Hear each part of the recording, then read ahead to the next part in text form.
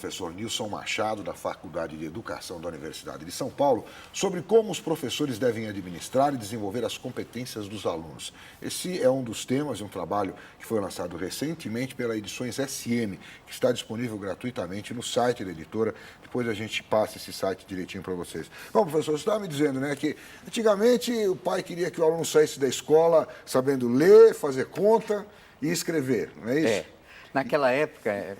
E agora é diferente, né? Naquela época a gente só podia ser analfabeto. É. Hoje a gente pode ser polianalfabeto, né? Analfabeto em muitas coisas. Analfabeto funcional, analfabeto em informática, analfabeto em ciência. É. Então, esse discurso das competências não é novo. A palavra e a ideia está no dicionário desde o século XVIII, pelo menos, né?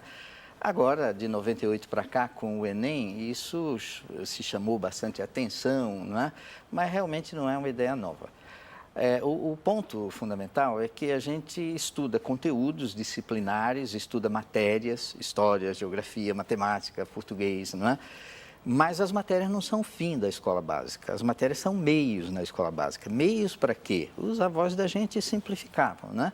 Hoje a vida é mais complexa e a gente diz o que a gente busca com essas disciplinas que a gente ensina, não é? Não. E a gente busca desenvolver... vamos dizer assim, ampliações dessas ideias mestras, ler, escrever e contar. Ampliações como, por exemplo, busca desenvolver capacidade de expressão pessoal dos alunos. Comunicação, né? Comunicação, mas expressão de si. E, ao mesmo tempo, compreensão do que não sou eu, compreender o que está fora de mim. Então, expressão e compreensão, por exemplo, é um par de competências básicas. Não existe uma pessoa competente que não se expresse bem ou que não compreenda o mundo ao seu redor. Não compreenda o mundo ao seu redor. O primeiro outro na escola é um texto que põe diante da gente. Sim. Mas, como dizia, né, o saudoso aí Paulo Freire, é preciso ler o mundo, né? E exato. compreender o mundo, né? Ler fenômenos de um modo geral, né? Então, expressão e compreensão são um par de competências que a gente busca. A questão da argumentação, essa capacidade de argumentar, isso a gente busca na escola, não é? Sim. A argumentação é análise, você vê, por um lado tem isso, mas por outro lado tem aquilo, não é? E essa capacidade de análise, todas as disciplinas devem visar a isso. A gente busca na matemática, em português, em história, desenvolver capacidade de análise, né? Mas não pode passar a vida analisando, dizendo por um lado tem isso, por outro lado tem aquilo. Junto com essa capacidade de análise tem que ter capacidade de síntese, de fechar a questão. Eu vi um lado, vi outro lado, mas eu decido, né? A argumentação leva a gente a uma cisão e a gente tem que acabar com a cisão, tomar uma decisão, não é? Então, quer dizer, a argumentação não é simplesmente você fazer uma análise do que está na sua analisar, frente. Obviamente, É analisar, mas chegar ao final, concluir. Não é? Então, não há competência quando você fica só analisando, e não há competência quando você decide sem analisar. Tá né? certo. E outro par de competências que compõe assim, 6 competências básicas mesmo, que todas as matérias buscam, não é? É a capacidade de contextualizar aquilo que se aprende na escola, de referir a contextos específicos, não é? Dar vida àquilo que se aprende na escola. Mas, por outro lado, é preciso ser capaz de escapar do contexto, de voar, extrapolar contextos específicos. Porque se você vive amarrado a um contexto, você não cria, né? Isso é uma prisão, não é? Você quer voar, você quer imaginar o que não existe. O contexto é o lugar do que já está feito, do fato. O fato é o que já está feito. E eu quero o ficto, ou a ficção, ou a imaginação, não é? Só que a gente não imagina, cria sem mergulhar no fato, tá certo, né? Mas então é outro par, assim, a gente estuda para referir a contextos existentes, mas também para ser capaz de imaginar o que não existe, né? De criar um novo, de buscar um novo, é isso? Essa é a palavra-chave, criar, não é? Agora, as matérias têm que servir a isso. E não há outra maneira de desenvolver competências senão estudando conteúdos, não é? Os conteúdos são os alimentos para o argumento que a gente quer, né? A gente não argumenta com conteúdo. Então, o conteúdo é a disciplina que eu conheço, que eu estudo, né?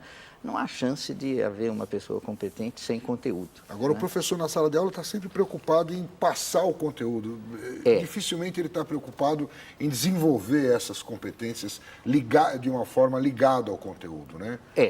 Agora, o que nos salva é que não existe currículo disciplinar, cheio de disciplinas, que não deixe como resíduo, como o que sobra da atividade na escola, as competências, não é? Tá. Você pode não falar disso. O professor está só dando Não a sua pode disciplina, nem pensar nisso. Mas o efeito colateral é inevitável. Ele está formando essas competências pessoais, né? Você aprende por meio dos conteúdos a desenvolver essas competências. É claro que o que se busca é um pouco mais de consciência na busca dessas competências, porque não dá para dizer tacitamente é isso que sobra no final, né? Não basta a gente se contentar com isso, né? Nem sempre passar o conteúdo é eficiente para alcançar. A gente busca a maneira mais eficiente para, por meio do conteúdo, desenvolver as competências, não é? E, por outro lado, não dá para colocar um peso nas competências como se fossem acabar as disciplinas. Não é? Isso é um desvio de dizer, não, na minha escola eu organizei um currículo por competências. Isso não existe.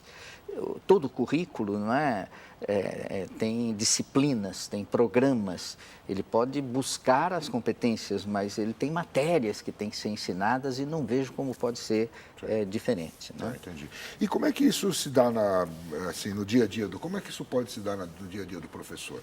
Isso é uma coisa que a escola organiza, que o coordenador pedagógico busca ali nas suas reuniões, né? Ou é o próprio professor que vai atrás, que tem que buscar essa forma de trabalhar para desenvolver no aluno as competências em relação ao que ele está ensinando?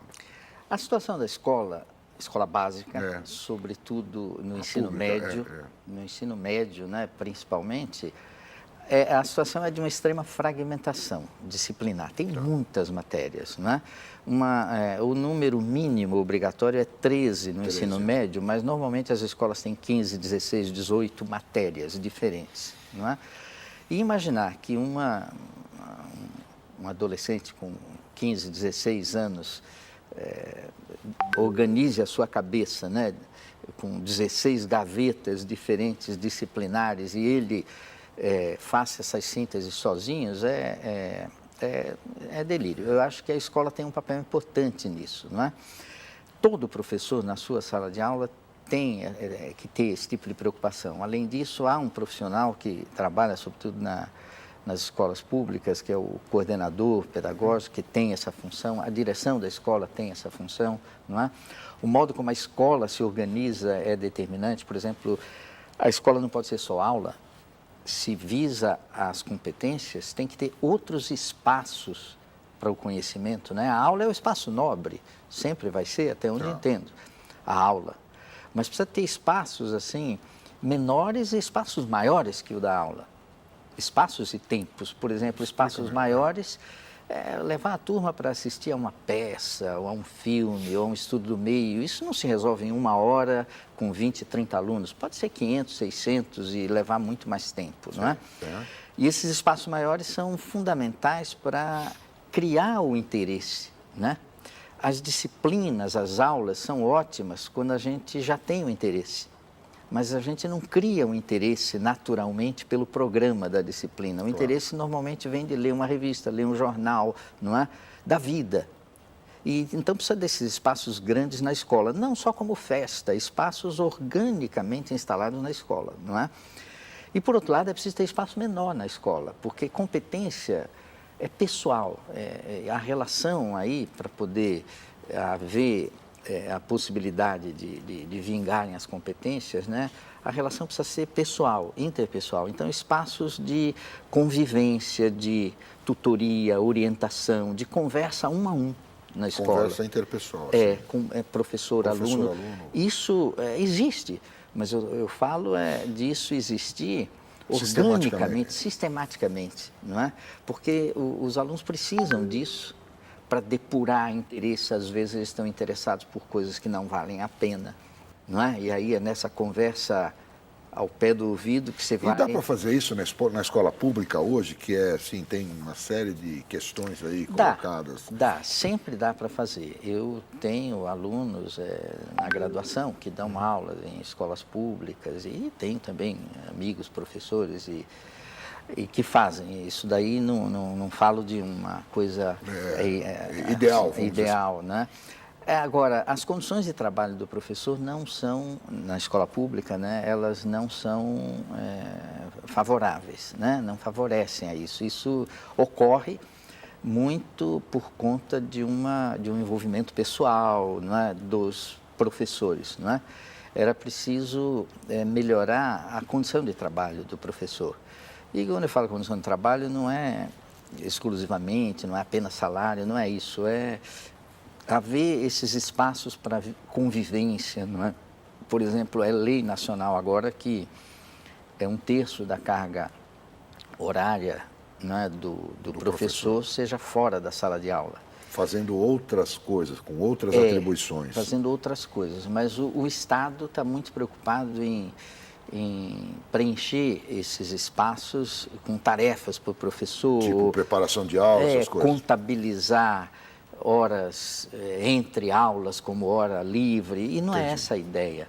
A ideia é que o professor tenha espaços para conviver na escola, né? Conviver na escola com os seus alunos. Às vezes um aluno quer falar com a gente e ele espera uma semana, 15 dias, uma ocasião oportuna, não é? Numa lanchonete ou para vir falar. Aí é uma coisa pessoal. Não é? Sim. E esses espaços de tutoria, de orientação, eles são fundamentais na escola. Na universidade, você sabe, ninguém faz um doutorado, um adulto maior, vacinado, velho, sem ter um orientador. Um aluno da escola básica precisa mais de orientação do que quem já entrou na universidade. E é difícil que ele encontre espaços para buscar esse orientador.